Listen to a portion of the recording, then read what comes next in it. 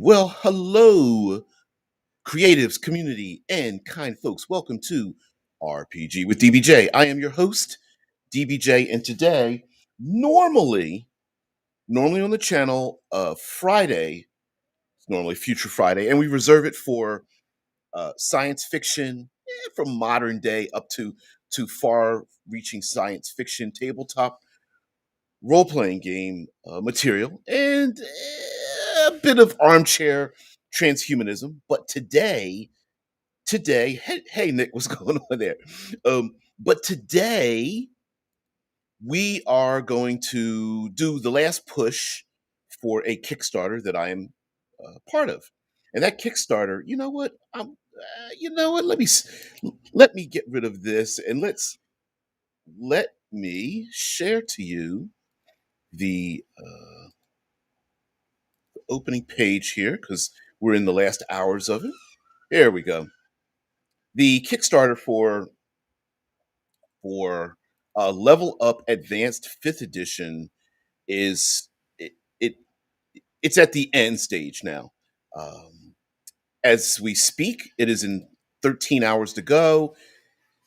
847 and change American dollars, 5,378 backers.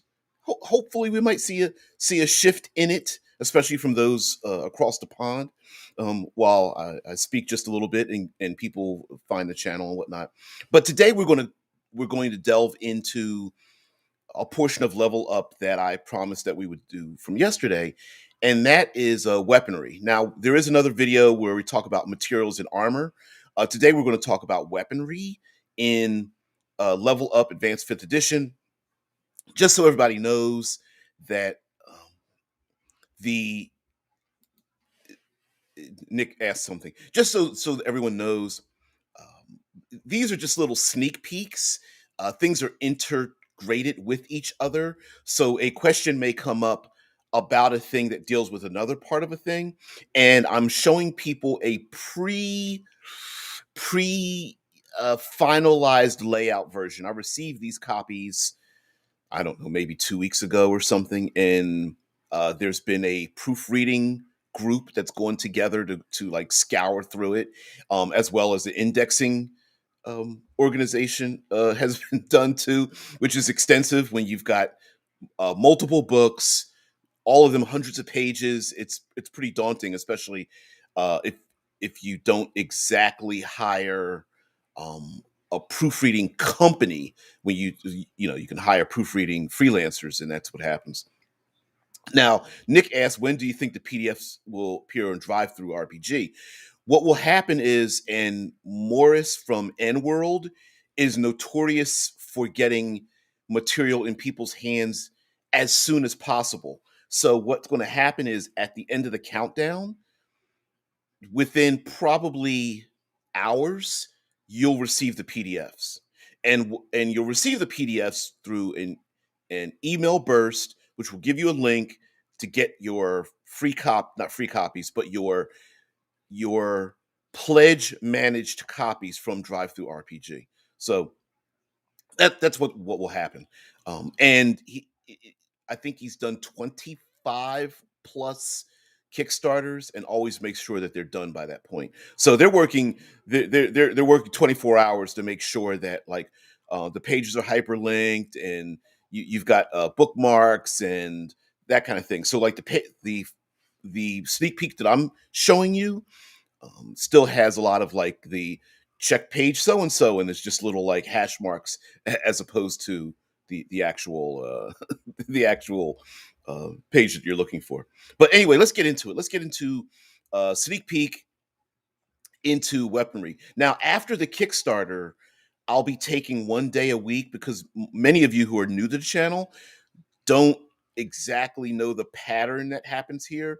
Normally, I'm going to try to go back to my Monday through Friday um, process, where we have like Monster Monday and Trope Tuesday and World Building Wednesday, Third Pillar of Exploration Thursday, and Future Fridays. And we're going to go back to that, but there's going to be a shift because one of those days will be a focus on Advanced Fifth Edition, or what's going to be we hope to be known as A5E, Advanced Fifth Edition, as opposed to O5E, which would be original Fifth Edition. Now, Nick asked, so what I meant was, when will it come out for people who didn't put money up for this?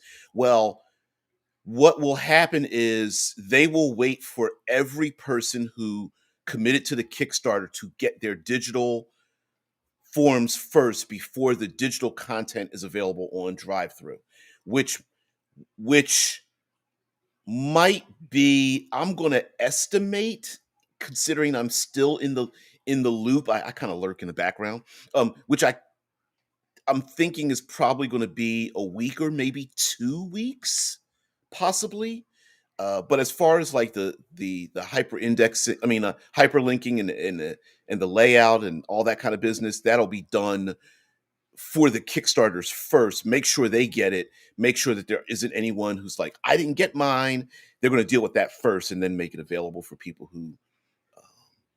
who now how it will be formatted, like for drive through, like will each book be individual, and the levels that you can buy them, I'm not sure. And even the physical books, you won't be able to get a physical book, order a physical book, until all the Kickstarter people are able to get their physical books, and then the physical books will go up on drive through RPG. So that's what'll happen there. It's basically all the people that pledge get theirs first, their versions first, digital first, and then all the people who pledge for physical materials get theirs first before available for someone else. It's a little unfair to pledge money and be like, "Hey, I'm here from the start," and then you're sitting back like twiddling your thumbs, like, when do I get mine?" And then all of a sudden, it's like it's like someone else is like, I just found out about this. Maybe I'll go buy the book, and they get it in a couple days. Yeah, yeah, that'd be a little bit that would be hideously unfair. All right, let's get into weaponry.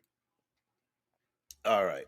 Also, during there's been a ton of questions on the level up Kickstarter about, like, can I change my pledge? When can I change my pledge? Is there a way to change my pledge? Can I add this one digital thing but two physical copies and things like that? All of that will be available during the backer kit when they start getting the money for the pledge.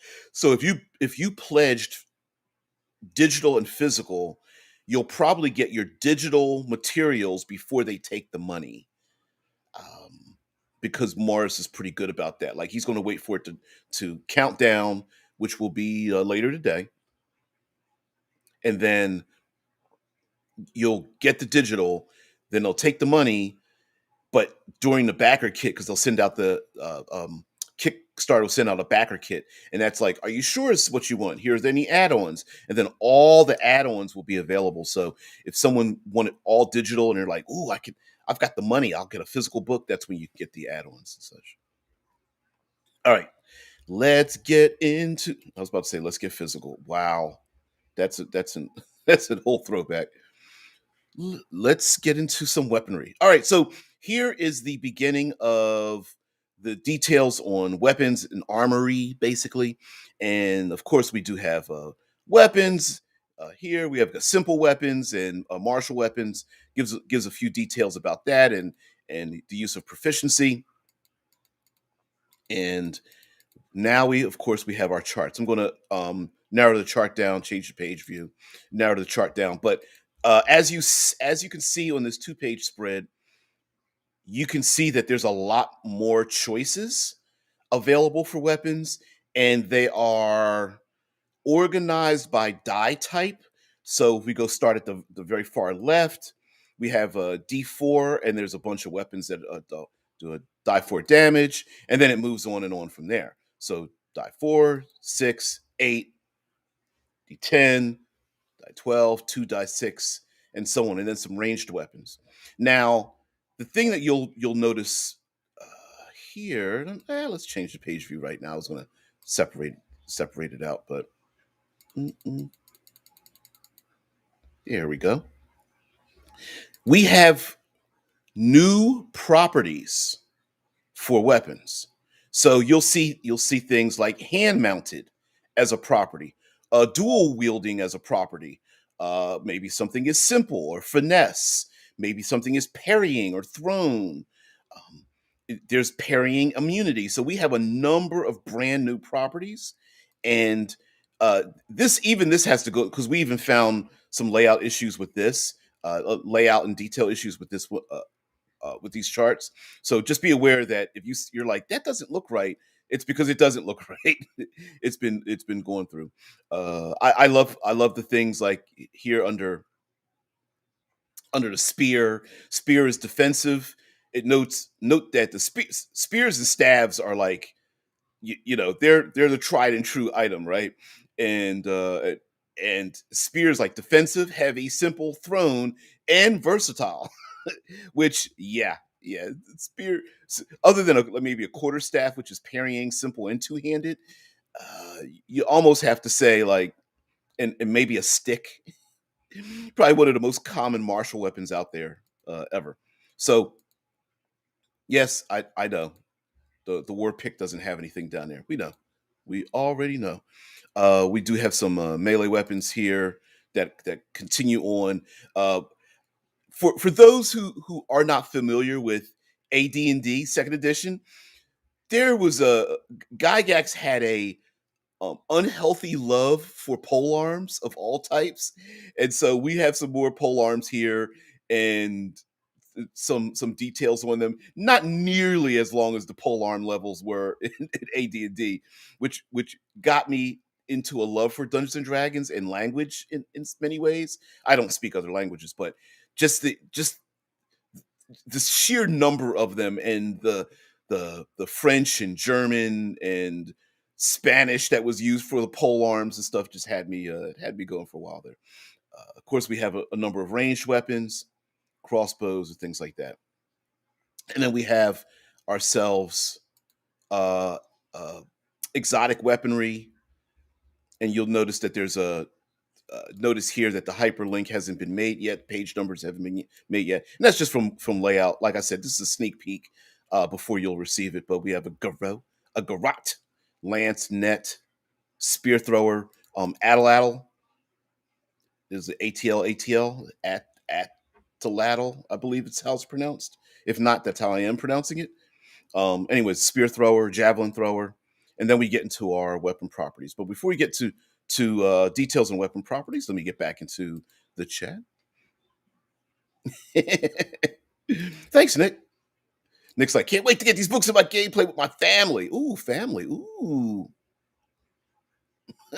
Hey, Harry, the one and only one that's older than I am. Nick says, "Thank you for being a great creator of videos for new 5e." Yeah, I don't know how great the videos are, but I like it. Full disclosure, I get more. I feel like I get more out of this than you guys do because this is the opportunity for me to get my gameplay in. This is us sitting around the table before or after a game and just like having fun, and so that's why I do these broadcasts at used to be 6 o'clock in the morning, 6 a.m. Now it's 5:30 a.m. because there's some issues at work that I've got to be there a little bit earlier. And now Harry brings up ATL, the pronunciation of the ATL, the atoll, atoll. I'm probably putting the incorrect emphasis on the improper syllable. Anyway, Nick mentions, Harry says, what of the Roman pilum or pilum? I have, I haven't heard of that one. Uh, of course, we've got like the shape of pole arms dictates what their capabilities are, as we know, and the sheer number and shape of the vast types of pole arms is amazing. And of course, they all have like, are they pierce? I mean, Dungeons and Dragons wise, fifth edition. It's like, are they piercing, piercing, slashing, or bludgeoning? And then what tool are they used for? Are they used for like um, mounted riders, or to rip shields, or to pierce armor, or to pin a rider back, or to trip, or whatever. I mean, there's a ton of different things. Do they go through chainmail? Are they supposed to pierce through plate? Are they supposed to and of course pole arms are the other point of pole arms is that it's not usually just one person, it's usually a whole bunch of other people. But uh but as a throwback to the pole arm issue, not throwback, but was that they had a lot of uses. And so now for me, and this isn't part of the game, but this is for me as a creator. I love the fact that we have, I believe there's like 18 new weapon properties. And those rep beyond like two-handed, versatile, finesse. We've got more. And those weapon properties now allow us as the narrator, game master, dungeon master, to offer rewards for players to maybe find weapons or gifted weapons, or they come across a culture that uses a weapon a different way because it's been designed differently, that gives them something that's not quite yet a magic item. It's the idea of going to a foreign country and they use, like, oh, I don't know, I go to India, ancient India, and they use chakram, or I go to um, a, a, an Australian type of place in my fantasy world, and they use a bolo, or blowguns or something like that. Although that's a weapon here, but you get the point. It might be a similar weapon shaped differently and has different properties. So let's begin with some of the weapon properties. So here we have breaker. We start out with breaker, compounding, and defensive, since we have all of that right here on the left side. Uh, Breakers deal double damage to unattended objects like doors and walls. And it also says if this property only applies to a specific type of material, such as wood, it is stated in parentheses after this property. In fifth edition, they do make a point about like certain monsters and some abilities do like double damage against inanimate objects or something, and this applies to weaponry as well now. And so that could be used for, if you look up like the armor class and hit points of, say, a wooden door, someone's got a big old axe that's used to cut through wood. Well, guess what? You can hack through that in a moment. And what else? A pickaxe, through stone, that kind of thing. And also you could apply this to, like I said, it could be a detail by people who are able to use their item against inanimate objects, because a lot of times weapons used to be tools. All right, so we have compounding, which means you use your strength modifier for attack and damage rolls made with this weapon. And compounding will almost always refer to like a ranged attack, like a compound bow. And we do have defensive. This weapon is designed to be used with a shield of the stated degree or lighter. So if it says defensive heavy, that means you can use it with a heavy shield, or if it says defensive light, that means you get this property when used with a light shield. Then the defensive light weapon is used like in tandem. Anyway, it's as it says in the detail, when you make an attack with this weapon, you can use a bonus action to either make an attack with your shield or increase your armor class by 1. And the idea is that the weapon and shield are used together, much like the shields that used to have the little carved out section where you'd have like a spear in one hand, and it would be like a round shield, but it had like a half moon um, bite out of it. And so you would a spear and then shield push, spear and shield bash kind of thing. And so that might be a weapon. So that detail's placed in there. Let's get back into the chat here. Mm-mm-mm-mm.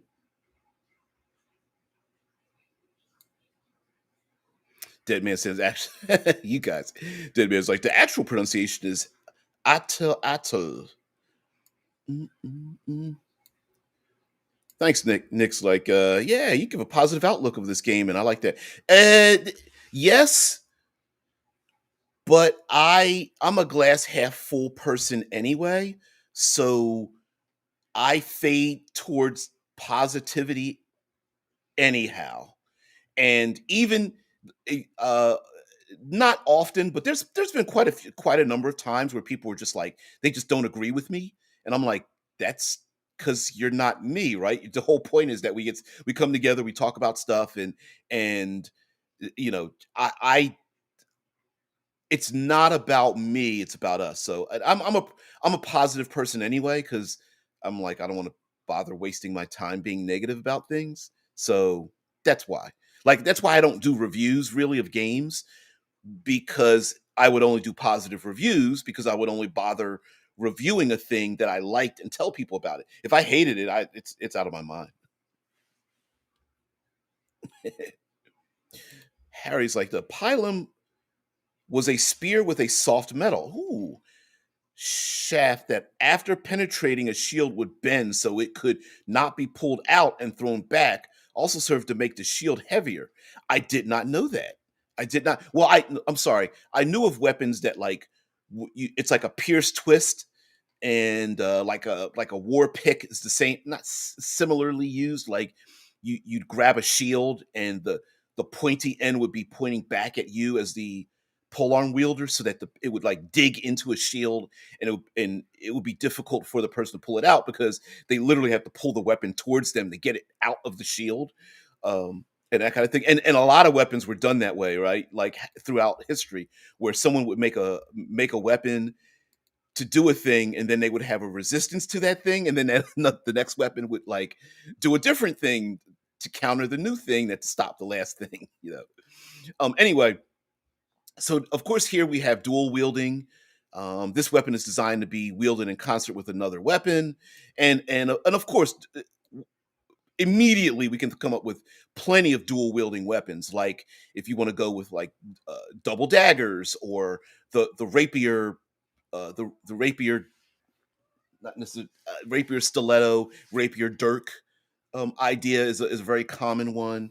Um, but yeah, dual wielding when wielding another weapon in your main hand that does not have the heavy weapon property, you can use your bonus action to make an attack with this weapon. Of course, we have finesse. You may choose to use your dexterity modifier for attack and damage rolls instead of strength. And then we have hand mounted. That's a new one. Is hand mounted. This weapon is affixed to your hand. You could do simple activities such as climbing a ladder while wielding this weapon, and you have advantage on saving throws made to resist being disarmed. You cannot use a hand that is wielding a hand mounted weapon to do complex tasks like picking a pocket, uh, using thieves' tools to bypass a lock, or casting spells with scene components. And also here, this is something else. I have to point this out as your self-appointed third pillarist of exploration of the tabletop RPG community. I appointed myself, and no one has deposed me from my title. Come on, producer, come on, Sophie. Anyway, one of the things that it doesn't bother me, but I think it's a challenge that a lot of times we don't use, and that is how many hands do you have at any moment in any given situation based on the environment that you're located. So, for example, is if the players are climbing a cliffside, how many hands do they have to do everything? Okay, so you've got ropes, you're climbing up, maybe you're finding handholds, plus you have your, I don't know, maybe spell components or your religious symbol out, your arcane focus, plus you've got a weapon, plus maybe a shield, and then you also want to pull your potion. It's like, how many hands do you have? Like you got extra hands stuffed up your ass or something? Like, wait a minute. Like at least one of those hands has to be holding something. Mm, mm, mm, mm, mm, mm, mm. I'm not exactly certain. The casting spells with scene components, is that a typo? It's possible. It could be literally a component that you can see. Yeah, it could be. You know what? I'll let them know because there's actually available when you get your PDFs. There's an available um, electronic way to let them know about a typo before it gets printed. But like I said, I'm not part of the editing crew, but I do have the ability to let them know something. Yeah, here we go with the pronunciations. You guys, you do realize that there is no correct pronunciation of things based on your language and culture and time period. All words are made up. Yeah, get off of it, guys. Let it go. Let it go. Let it go. Yeah. All right. So we do have the heavy property. And heavy property, this weapon's too large. This weapon's too large for small creatures to use effectively. Small creatures have disadvantage on attack rolls with heavy weapons. And this in particular was put in just to make a differentiation between like halflings and gnomes that are small, other humanoid creatures that are small that try to attempt to use that weapon in their hands, and might be like, yeah, you're a little too small to be using a lance, maybe, or something like that. I mean, of an effect of the effective size of the appropriate size of the weapon, right? I'm sure small creatures have weapons that are appropriate to their size. Now, I've known of people that have done house rules that sized weapons go up or down by a die check. So, like a giant that has a spear that is a category taller, the die uh, ratio goes up one die, and a small creature goes down one die. And I'm sure the design team probably thought about that, but that's just another complication added on to a giant book of complications. And people were like, yeah, they're not going to go for that. Of course, we have loading for ranged weapons. This weapon must be loaded before it can be used. We have mounted weapons. Uh, on a mounted weapons, this weapon deals the damage listed in parentheses when you're wielding it while mounted. Some weapons are far more effective, like a lance, but there are other weapons that are mounted weapons. And of course, as a player character, if as a player character, they may acquire a weapon that you, as a dungeon master, are like, oh no, these people ride on, they're mounted on like axe beaks or something, and it's specifically designed to be swung or pierced or thrown or something like that while mounted. Maybe you're right on Pegasi, or Griffins or something like that. We also have parrying. When you are wielding this weapon and you are not using a shield, once before your next turn, you can gain an expertise die to your AC against a single attack made against you by a creature you can see. So this weapon is literally designed to like attack, attack, attack, and then against at least one creature, or really only one creature, you then can jab or strike and then use it to defend yourself. An expertise die begins at a 1d4, and if you have stacked expertise dice for the same action, it goes at like d4, d6, d8, that kind of thing. I guarantee you there are combat maneuvers that allow you to do that. So a parrying weapon might be actually more effective than a shield, but only against one attack, and you have to be shieldless to use it. So you might go like, I don't know what if I want to get the trade off. There's also parrying immunity, and then I'll get back into the chat. Parrying immunity is attacks with this weapon ignore the parrying property above and armor class bonuses from shields. You'll notice parrying immunity. The one weapon that immediately comes to mind for parrying immunity are flails. Harry, seriously, dude, seriously. Mm-mm-mm-mm-mm. No, Mike. Mike's like 6:30 start. No, 5:30 start. I don't, unless time change is starting to happen. Which by the way, daylight saving time will end for the U.S. for most of us. Some don't change, some do. So that's going to be an odd thing going forward for those who are uh, it doesn't apply to them or are overseas or something like that. And by the way, thank you very much there, Harry. Super chat. I thank you very much. Please press the like button. Well, thank you very much for the for the call to action. So Harry points out that, hey guys, if you like the content, please give a like, a share, maybe subscribe, leave a comment, interact, share with friends, follow. By the way, the show does air on Facebook and Twitch. So if you want to interact there, we also have a Discord server. Hell, I don't even talk about the Patreon and the coffee uh, thing, but whatever. Anyway, support the channel. Oh, okay. Yeah, depends on where you're at. Yep, it's 5:30 for me. 6:30 Atlantic. Yep, absolutely. Well, no, no, no. Here in the States, it's divided by 4, so it would be 5:30 Eastern, 2:30 Atlant Western Atlantic time.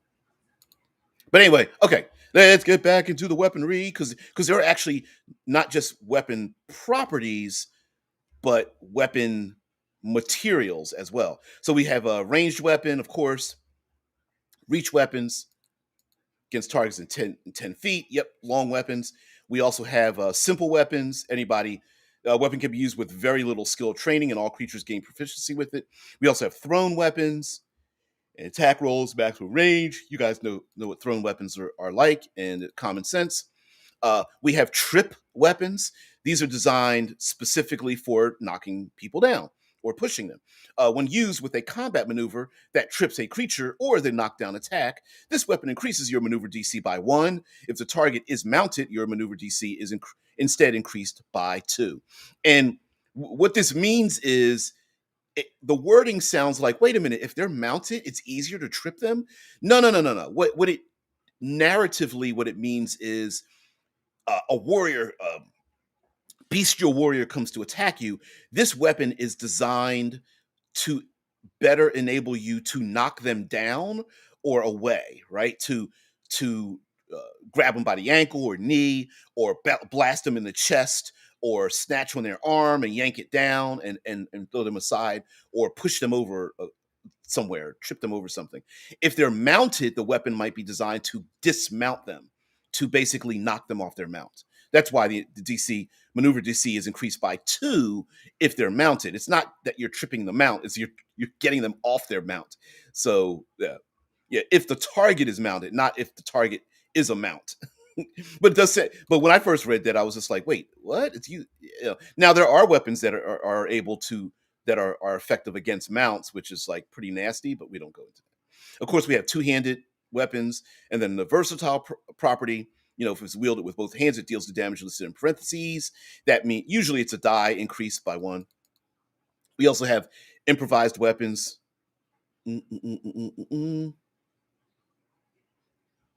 This is something that is strange about 5th edition that people never think about, right? Here, it's surprising how many people have never read this part. And we've reworded it here, but it still exists in 5th edition under improvised weapons. And everyone says improvised weapons do a die 4 damage. Technically, that's not true, because this part of improvised weapon says, at the narrator's discretion, an improvised weapon that is similar to a weapon with the simple property may be treated as a simple weapon. For example, the leg of a table might be used as a club. And if I'm not mistaken, the 5th edition version is even more vague, where it says, at the dungeon master's discretion, an improvised weapon that is similar to a weapon listed can instead operate like the weapon used. And I believe it does use the leg of a table as a club, for example. So, and like I take that even further. I would say, like, if a I don't know, a barbarian picks up a giant rock and picks it up in 2 hands, I'd be like, that's like a 2-handed weapon. I'll give you a D6 or D8 for that. And a lot of people just not ignore it, but they like didn't read that part. And they're like, well, just as long as it's improvised, it automatically does D4. Technically, that's not the rule. It's a case by case basis. Get back into the chat here.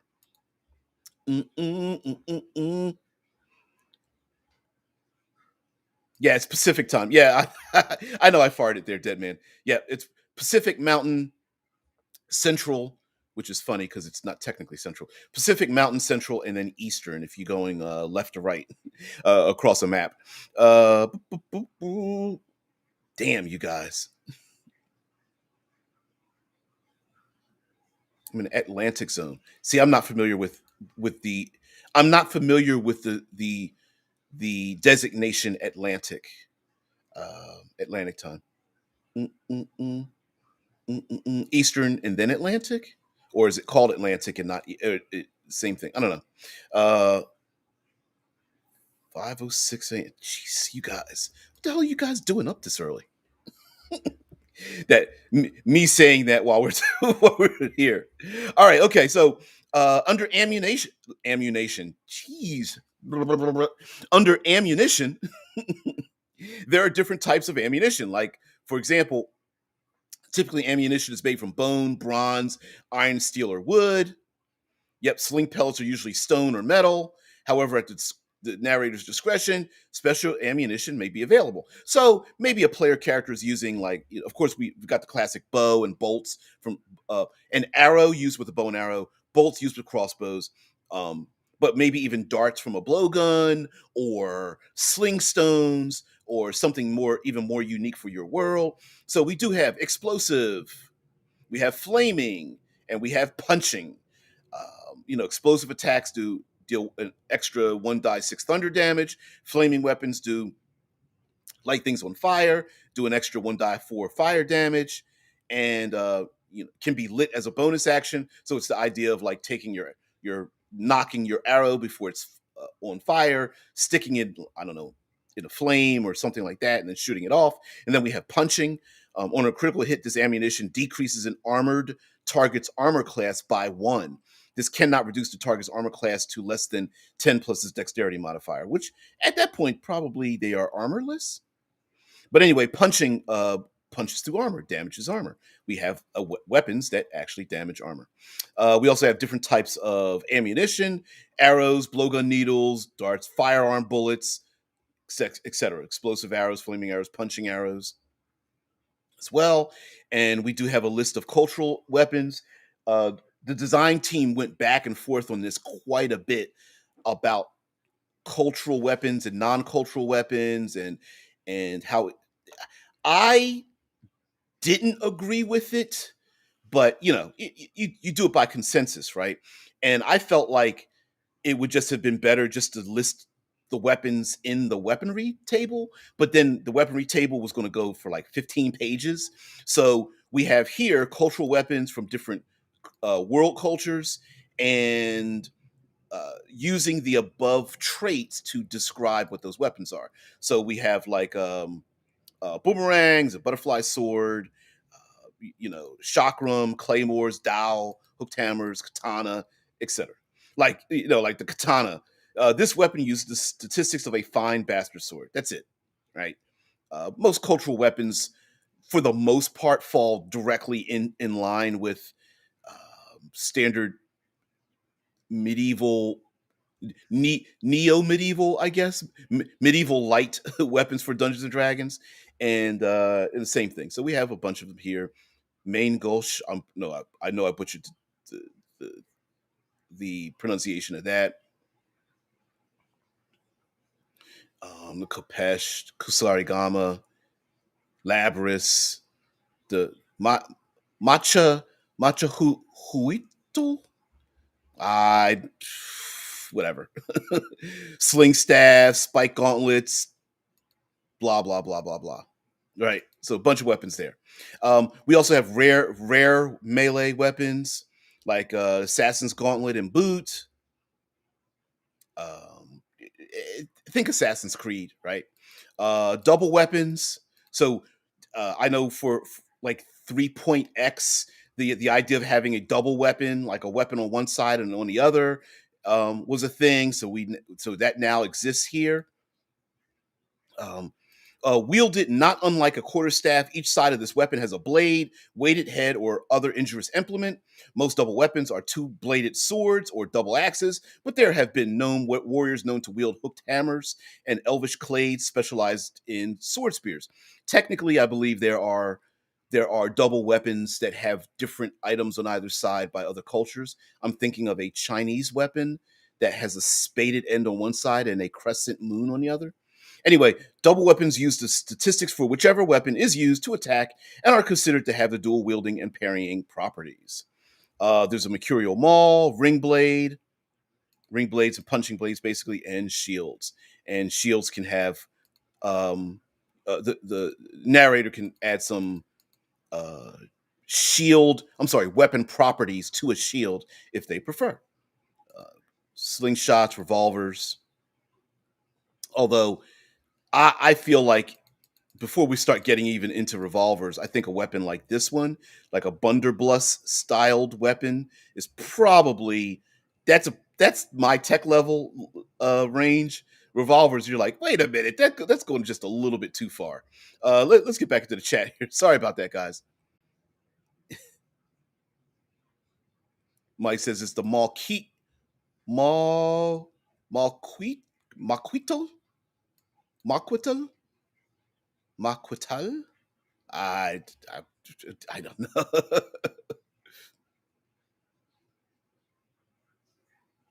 Yeah. I'm not familiar with them. Mike's like, yeah, Canada has two more zones east of Eastern. Yep, Atlantic and Newfoundland. I didn't know the names of them. I know there's other time zones. I'm not familiar with the names of those time zones. But yeah, oh yeah, hell yeah.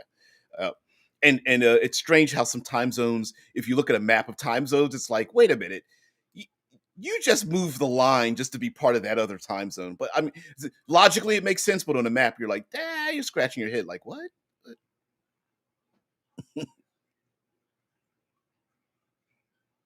Yeah. Yeah. Yeah, like Nick's like, yeah, like my dad told me, read D&D sounds out. Get near the word. Yeah, as long as you get near it.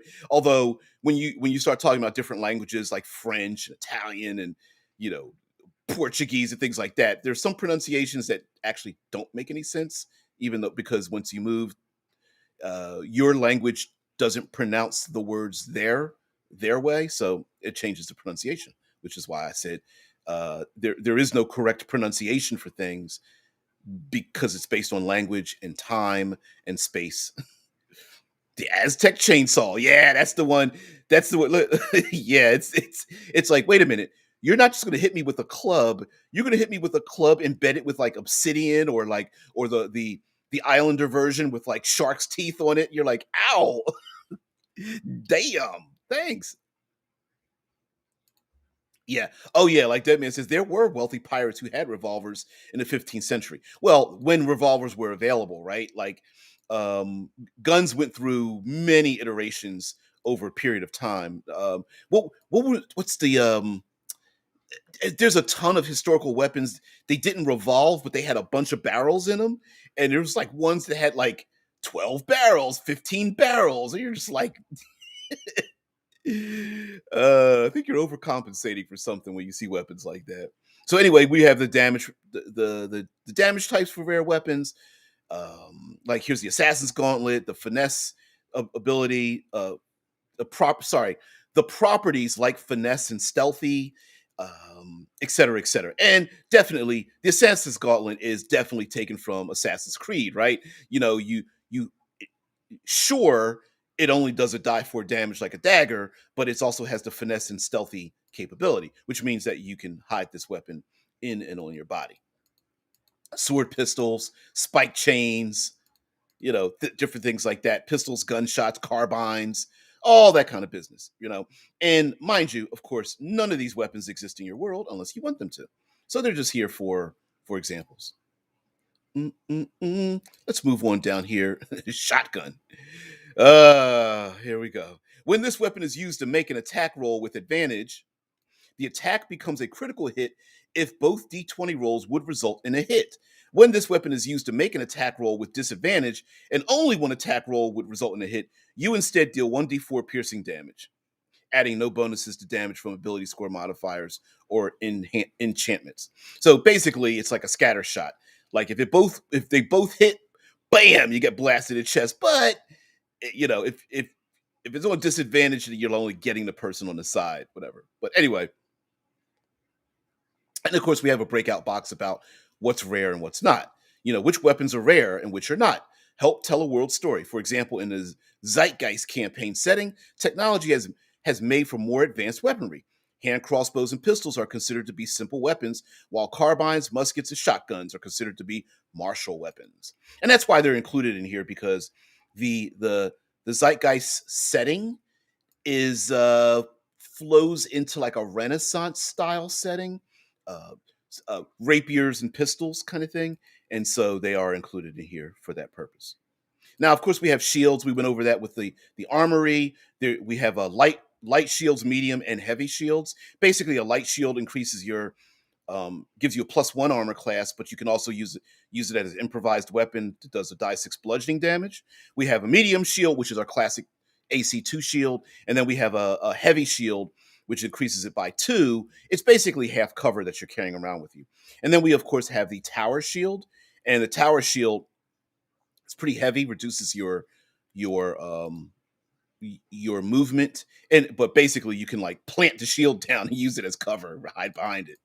And then of course there's improvised shields. We talked about improvising a shield.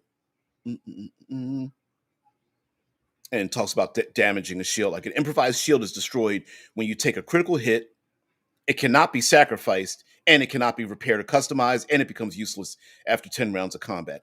Unfortunately, you have to mention things like that with the improvised shield. Otherwise, the barbarian in a group might be like, oh, can I carry around that dinner table that I kicked over and use as a shield? And you just start rolling your eyes like, really, dude? And of course, there's a shield sacrificing.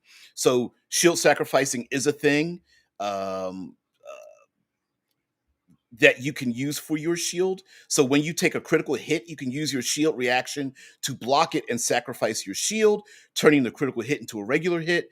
Afterwards, your shield is broken, or if your shield is magical, it instead becomes mundane for 1 hour. And of course, the idea behind this is that weapons and armor can become damaged. So now we have a reason to use mending. We have a reason to have tools to repair weapons and things of that nature. So, yep. We even have helmets. Let's get past this because we want to get into materials. Customizing armaments. We have fine and masterwork. Sorry, we under materials we have new materials, and then of course with those materials you can make fine and masterwork items. Fine being in between, slotted in between ubiquitous or common, then fine, and then a masterworked item. And of course, if you want to make a magic item, they have to at least be masterwork. Also, with armor we have like camouflaged, flamboyant, quick draw weapons, things of that nature. You can have them modified, rebounding, spiked for armor, stealthy, storage. Some weapons might have a storage place in them. Customizing shields, like a hands-free shield, mirror shield, spikes on your shield, and then we have other conditions like broken, things of that nature. And then we go into materials. Now, let me get back to our co-hosts. Mm-mm. Mm-mm, mm-mm, mm.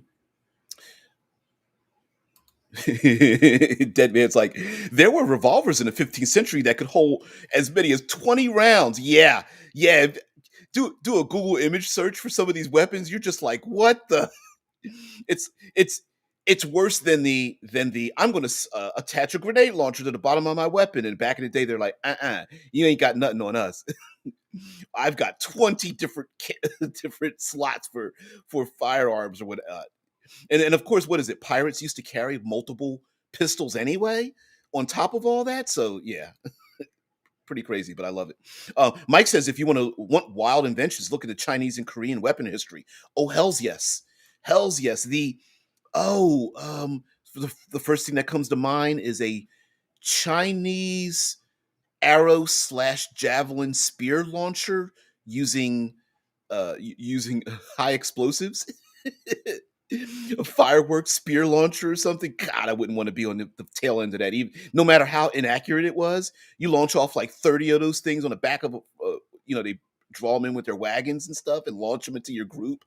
Yeah, multi-barrel guns were called volley guns. Yeah, yeah. Cane blades. Yeah, yeah.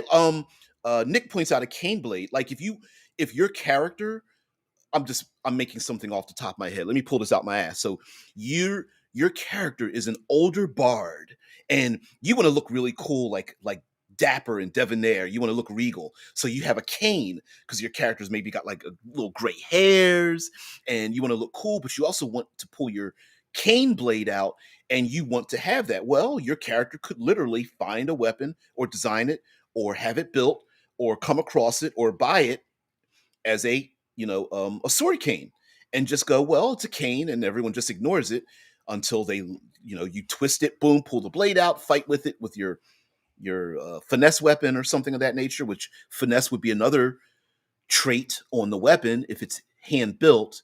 So, but anyway, you get the point, right? Mike says, what about combo weapons like the boarding axe carbine and holy water sprinkler? Yep, combo Morningstar one shot blunderbuss. Yeah, why not? Why not? You start adding these things together, and it's like in a fantasy world. Why wouldn't you have like a combination mace with a a mace with a storage in it for holy water, so you can bash that undead and have the holy water like sprinkle out on top of them or something like that? Hell yeah, why not? Yeah, the answer is yes. As ridiculous as it is, those things existed or existed similar to it. Yep, granados. Ancient hand grenades had rules for those in one of my out of the box encounters. Yeah, ancient hand grenades. Yep, ancient hand grenades were featured in the movie 300. If anybody remembered seeing those, they were known as wizards. But they were just like what were like ceramic uh, ceramic pots sealed at the top, and then a wick was lit and such. Yep. That's it. That's the name of it. Thank you so much there, Dead Man. The firework arrow launcher was called a Hwacha. I hope I pronounced it similarly. Hwacha. Yeah. Nunya. Hey, what's that? Oh, man. Oh, something just happened. Something moved. Yeah, like Nunya said, yes, and yeah. And Michael says the Chinese had essentially a shoulder-mounted version of the rocket arrow launcher called the Nest of Bees. I've heard it called the Nest of Bees, but I couldn't remember if that's what I was thinking of. But I've heard the term Nest of Bees. Nunya mentions yes anding. Yep, it's yes anding. And again, the purpose of Level Up Advanced 5th Edition is to allow options, right? None of these will actually break a game. It's, oh, I'd like to have a sword cane. Okay, sure, you can have a sword cane. How are we going to do that in 5th edition? Well, you could do it. And me as a dungeon master or something, I'd finagle away and go, oh, well, it's hidden away. But now at least there's something written down where the players go, oh, sweet. Could my dwarf have like a battle axe on one side, but the other end is like a spear or a pick on my double bladed or dual weapon or something? And and everyone's scratching their head like, I don't know what the rules will be for that. Well, now you can do it, and why not? Flasks of alchemist fire would absolutely be a grenade. Yep, yep. And pirates use boarding axes. Yep, the boarding axe carbine and holy water sprinkler were real. Both were gun hybrids. Yeah, they used them to board other people's ships. It was basically what was like an axe head on the axe. Excuse me. Well, an axe head on the end of a firearm, and the holy water sprinkler. Would we say that it is similar in shape to our modern day version of the holy water sprinkler used in, like, say, classical um, Catholic churches? I mean, of course, it's not a weapon today. You get my point. I I did it clumsily, but yeah, yeah. Mike's like, the Granado rules essentially incorporated initiative into the weapon. Okay, you lit and threw it. Roll d20. It explodes on that number. Now everyone wonders when it'll go off. See, I love that. And you know what I would do if you? It's a little difficult to do this electronically, but you know what I would do? I'd roll a d20 at the table and cover it. That's what I would do.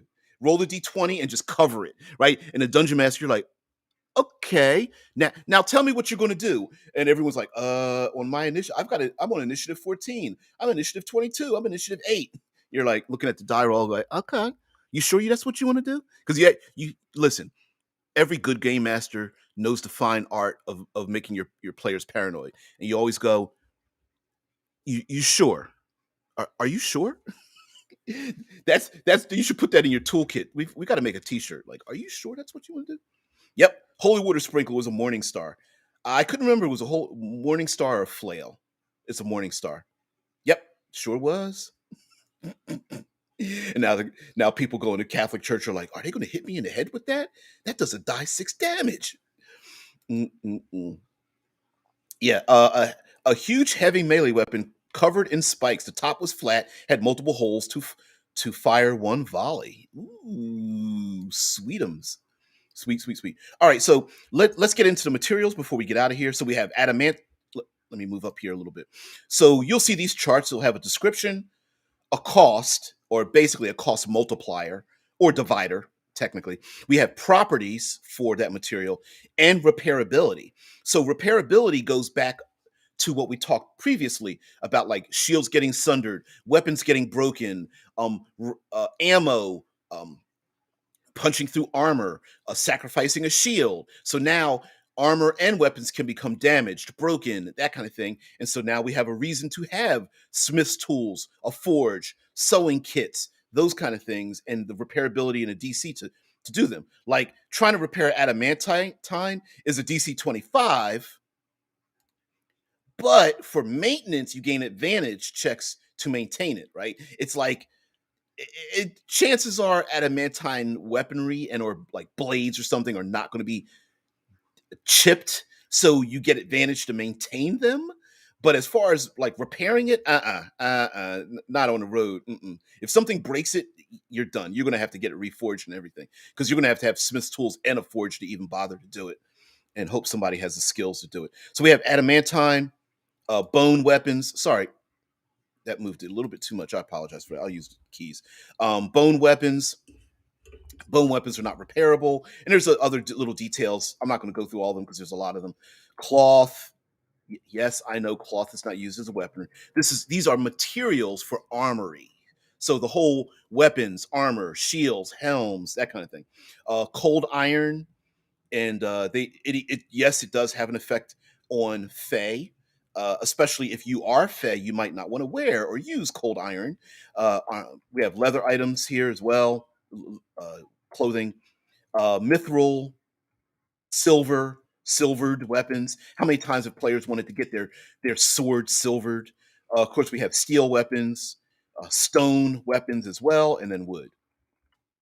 And based on, of course, we can. These do not have to be ubiquitous. They don't, not that you can find them everywhere. They could be gifts, boons. They could be culturally specific, regionally specific, monetarily specific as well. Maybe you find mithril unless you are a noble or something of that nature, or you can't find it unless you have a soldier background or something like that, or you're a particular level, or you're infamous. So let's get back up into, yes, we went through armor before. By the way, there are helmets don't exist in O5E, but in A5E we have a standard helmet. While wearing this helmet, you get an expertise die on saving throws to resist being stunned or rattled, getting hit in the head, and or protecting your head from concussions. But your passive perception score is reduced by 2, and a visored helmet reduces it by 5. Your perception score by 5, but you get an expertise die on saving throws to resist being charmed, stunned, and rattled. So against being charmed, maybe you might have to look that person in the eye and put the face mask down like hell's no. So anyway, guys, thank you very much for just letting me show you guys some of this. And maybe I'll go back even into this 2-pager here. Mm-mm, mm-mm-mm. I am very awkward. I am such a Luddite.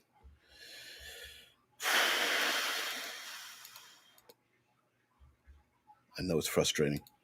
Let me see what you guys have to say before we get out of here. Yeah, Mike's like, I think it'd be cool to make Greek fire grenades. Everybody loves grenades till they trip and fall.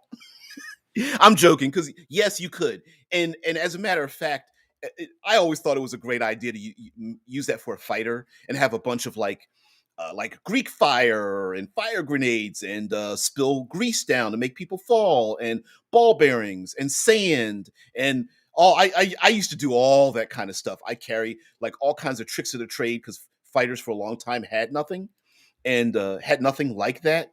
Yep, it's called Alchemist Fire. Yep. So I would always like to equip my fighters with like explorational items, thread, a chicken, 10-foot pole, all that kind of stuff. Mike says, "What's the rope dart Chinese weapon? Some used a silk ribbon because it was harder to cut. There's your cloth weapon hybrid. Uh, it was a kusari, and then a weapon was on the end of it, like uh, oh, a kama, which is where the kusari gama came from, like a sickle bladed weapon. One was a straight weapon, like is it a kunai? One was a dart. There's all kinds of. You could if you look up Jet Li and Jet Li practicing. If you guys didn't even know who Jet Li is, if you're of a certain age, anyway, you see people practicing wushu and using those weapons. Yeah, yeah, ropes, dart, silk, chain, that kind of thing. Yeah, yep. Dead Man says the Chinese rope dart is called the pinyin. Pinyin. And you can make that weapon in here. I would give it the gamma of the Kusari gamma is the gamma is a comma on the end, which is a sickle. So the Kusari is the rope, the gamma is the sickle. So there's a Kusari something, like a Kusari and then whatever weapon is attached to the end of it. Like it's a chained weapon with a weapon on the end. So yeah. Yeah, the Kasari Gama has a sickle on the end, and I'm sure there. I guarantee you, like, what is it? The meteor hammer kind of works similarly to that weapon. Um, there's other types of weaponry on the end. I'm thinking a blunt weapon like a meteor hammer, a piercing weapon like a dart, the sickle like the Gama. Uh, yeah, the Kusari is the chained portion of that. And remember, it's the same weapon in a different language, right? A katana is a sword. It's just Japanese. Yep. The flying meteor, boop, boop, boop, boop, swinging around your head. But I would like if you want to design that weapon, you could very easily do it in A5E, right? You give it maybe the trip property, reach property. Definitely, it definitely is something that needs to be. Would you say it's two handed? Because a lot of times that weapon requires two handedness. Probably can't be used with a shield. It can go around corners, so you could add in what's another property? Parry immunity, like because let's spotlight. Let me see if I could spotlight a weapon with the parry immunity. Where are you, flail? Okay, here we go. The flail has the parry immunity trait. It's the bottom left of my screen. I'm not going to modify the screen too much. So the parry immunity basically means that shield AC from shields do not work against that weapon, and the ability to parry with the weapon, it goes against that. And it makes sense, right? This weapon is a chained weapon. It goes around the corner. You put your shield up, and it's got a big chain and a spike ball on the end, and the whole point of it is to go around the corner and bust somebody upside their head. Um, by the way, that's written in the rules. You have to say upside their head. Anyway, but I'm sure there's other. Let's see if we can find some other weapons that have parry immunity to them. Morningstar, rapier, no. I'm doing a quick scan. There we go. Whip. Duh. A whip has parry immunity as well, and it has the trip feature as well. And the trip feature trip is not literal. Trip is it allows you to use the knockdown shove maneuver. So, for example, it might not be. I mean, yes, you could use it around their ankle, but you could very well use like a whip or like a flail or that, excuse me, the chain dart weapon to maybe grapple someone's wrist. Swing, grapples their wrist or their forearm or something like that, and you pull them, and then you pull them down, knocking them prone, or you pull them, 5 feet plus, whichever direction you want to pull them, and that kind of thing. Probably towards you or towards perpendicular to where you are, to the left or right of you. And then, of course, since we love ourselves some exploration, who knows what might happen to them? Yeah. It's like Nick says, I think is a kunai. The kunai is the dart on the end. Yeah, yeah, yeah. And I swear, I swear, I just saw something where someone created their own kunai, like as a oh, crap, as a improvised weapon. Mm-mm. Anyway, Mike says, I've tried using chain weapons, but it's like swinging a living thing. It's like they have a mind of their own. Yeah, yeah. Anything with a chain on it, any weapon with a chain on it, it's before you become a master, you will hurt yourself so much. It's just like, what is this thing tangling me up or something? And the longer that chain is, like if it's only like a few, like a hand's width or two hands width, like nunchaku or something like that, bust yourself in the head. When that chain gets longer, it's unwieldy without being a master. But when you see someone who can really use it, and they use their limbs, their elbows, and around their head and around their back and thighs and stuff like that, it's amazing to watch. I'm with you there, Mike. Yeah, yeah. I have enough scars. No, thank you. I've done nunchaku training, and I've got simple. You can pass it under your arm and around your back and all that kind of stuff. And I to this day, I'm still like, that's all right. You you do you. But hell's yes. For like a for an in this, it's not a monk. For an adept, hell yeah. Correction, the Chinese Deadman says the Chinese rope dart is called the Xiangbiao. Pinyin is the language that is spoken. Yep. And of course, guess what? We can. My thing is like, I don't I personally don't really consider it cultural appropriation, because I consider it like cultural um exaltation by being able to use these weapons in these cultures and then layer it into our fantasy gaming. I mean, hell, if we're going to use like blunderbluss and revolvers in Dungeons and Dragons, we can easily add in a bunch of these other multicultural weaponry into our fantasy as weapons normally used by these people in general. Like, I could imagine maybe people that live in jungles might use like rope dart type things, because they might have a multiple purpose to them, like climbing in trees and having the ability to, I don't know, entangle um, wild game, like boars or birds or something like that. You throw the rope dart out, sting the bird, bring it back to the your family, and oh, guess what? I can also beat your ass with it too, right? Yeah. Yeah. Iron Fan. Ooh, the Iron Fan. That none of you brings up the Iron Fan. I think an Iron Fan. I'm going to get your point here too, Nick. I think the Iron Fan you could make as a light shield with a slashing property to it. Hmm. Maybe Nunya. Maybe that's none of my business because it's none of yours. Nicholas says, just don't hit someone in the back with a whip 15 times because it'll kill them from the shock. Yeah. Deadman says Iron Fan is in that book. Is it? Did I wait? Huh?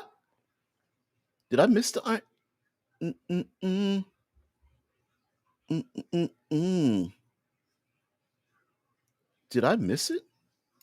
Are there some weapons in here that I think you broke my concentration? See if there's anything that's really strange in here. Pike, scythe, halberd, glaives.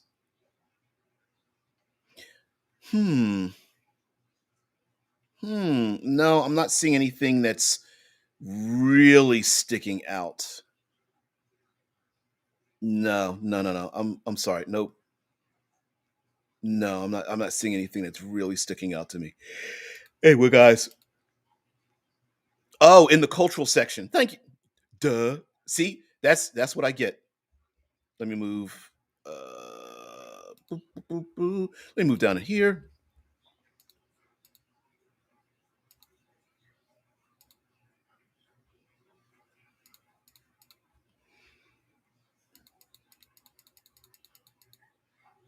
All right. There's the Kusari Gama, sickle on a chain, and then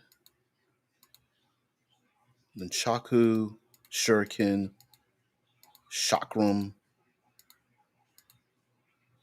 Oh, it's up top. Sorry about that, D. Hooked hammer, gnomish hooked hammer. Although I think a pickaxe, gnomish hooked hammer, and pickaxe. I think it's also a throwback to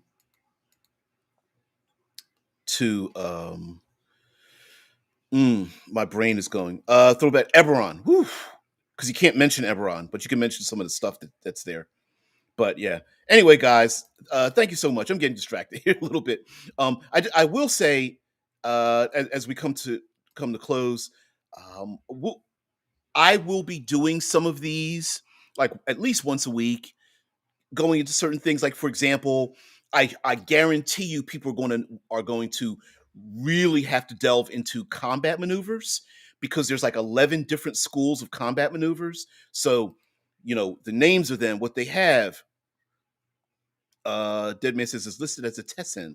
Um, the different types of capabilities that will be available, new spells, class features, all that kind of stuff.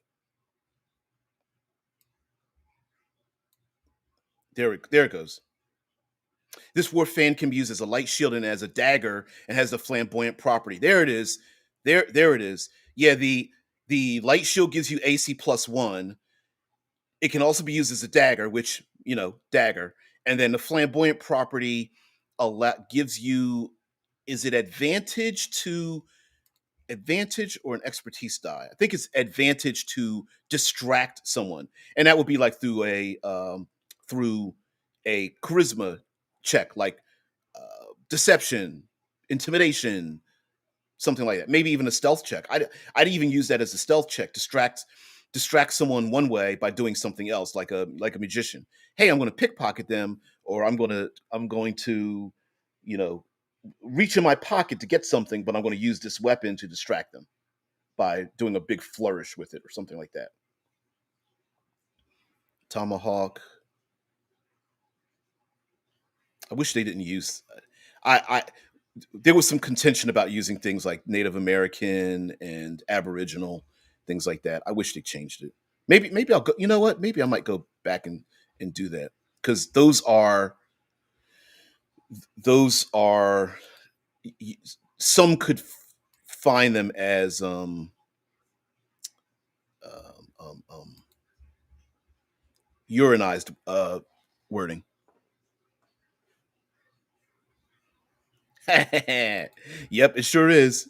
It's Kitana's weapon from the Mortal Kombat games. Sure is. It sure is. But you got to wear the outfit to use it. No, I'm just being stupid. All right, we're gonna stop the screen sharing here. Guys, thank you so much for being part of the show. I really appreciate it. I know lights are dim. If I'm down in a corner, you don't notice the craziness around me. But anyway, guys, thank you very much for being part of the show. We're going to try to get back into the Monday through Friday, the MTWTF of the show. Probably 5:30 time change. That's what I meant to think. I was trying to fill space because I was trying to think of something. Daylight saving time ends here in the States, at least where I'm at in Central Ohio. So, if many of you who are in different time zones find that the show happens or doesn't happen at the time you're thinking of and you want to participate, this is why, because time will change. Also, you know what? I'm gonna see let's see if there has been a big change. I doubt it's been a big change for level up. And oh, it's getting close to 900 not 850,000, 900,000, geez. 850,000, so it did pop up. 12 more hours to go. So hells yes. I can't wait. Can't wait. Can't wait. They're going to have to wait another couple of minutes. But yeah. And there's tons of people there. There's tons of people who are sending in comments and questions. A lot of the questions are like repeats of the same thing. That's just because people are not, um, they're just not reading the comment stream. But man, there's a ton of stuff in there, and so a lot of the all of stretch goals have been unlocked. Here we got the stretch goals, access to guess what, guys? There's going to be an electronic tools suite for everybody. This question has been asked a dozen times. What about D&D Beyond? And what about we're going to have our own access to the electronic tools suite? The- yes, they are. It's already being worked on. It has already been decided. When you get it'll be free. You'll have to log in. You'll get a digital link to it, and when you get your digital link, you'll log in, and then you'll just have free access to all the hyperlinked information. um, I don't want to say it will be exactly like D&D Beyond, but you will be able to click on the things that you want. So you get a weapon or a spell or a class feature, and you just go click. That's what that is. Oh, it takes me to that rule. Yes, narrator screen, unlock new rules for like playable vampires, and then there's the Gate Pass Gazette, which includes like the new Artificer, the Construct Heritage, the Lycanthrope tree, new monster, the Jabberwock, and the Gate Cast Gate, woof. The Gate Pass Gazette is will be N-World's version of a zine dedicated to Level Up 5e. So um, Level Up isn't going to be done with just the books and see you later. It's going to have digital assets and um, literary assets. I was going to say paper assets. That's the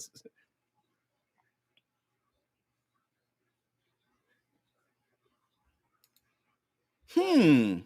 Cane blade could also be used as a still flipping because you're hiding it in plain sight. I'm not exactly sure what you mean. You mean like, do you mean Nick like flourishing it around or something? Because I like a sword cane or like the idea of that or everybody loves themselves to get themselves a hidden blade, right? Assassin's Creed, anyone? So yeah, and if you're an old person with your cane and everyone's trying to chase you and you're just like or hell, Dead Man's like Dragon Magazine and D&D. Yes, exactly like Magazine. And you are correct, Nunya. The USPS does need me. By the way, if you got and I am being truly serious about this. If you live in the States, you got a niece, nephew, hell, somebody you don't like, and they need a job, tell them to at least apply to the post office. We need you terribly. So I got to go. I got another 12 to 14-hour day. And technically it's my day off. I've had tons of days off and we always work them. So yeah, they pay me, but it's like golden handcuffs, guys. Golden handcuffs. I, that's why I turned off the uh I'm deciding to probably turn off the monetization on YouTube because I don't make any money off of it anyway. And it's not like whatever. I'm not doing this to get rich. I'm doing this because I think it's fun. So, so don't worry about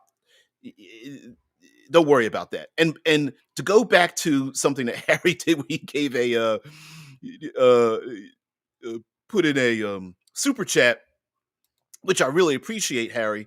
Um, there may, I hate to tell you this, but I have to warn you, there may come a time where super chatting might become far more necessary to interact with the chat live. If the channel grows at the rate that it is growing now, I would say probably a year from now. But hell, I get up. The show starts at such an ungodly hour, at least here in the states, or in our time zones, that I don't think there's going to be like 80 people in the chat. But who knows? Maybe, I don't know. Anyway, guys, thank you very much for being part of the show. I really appreciate it. Thank you very much for just putting up with me. We'll get back to our normal thing. I thought next week we did a thing about Dune because the Dune movie's been released, and we did episodes about Dune. But part of me wants to go back to it. Also, the movie Eternals has come out. I don't want to do a show about Eternals because some people haven't seen it, but we might go back to that. Oh, and of course, you guys bring the flavor, the brilliance to the show. So if you guys have something that would be really cool to think about for a whole week, because we used to do long form for the week, and I want to get back to that, tell me about that as well. Guys, have a great one. I will see thee later.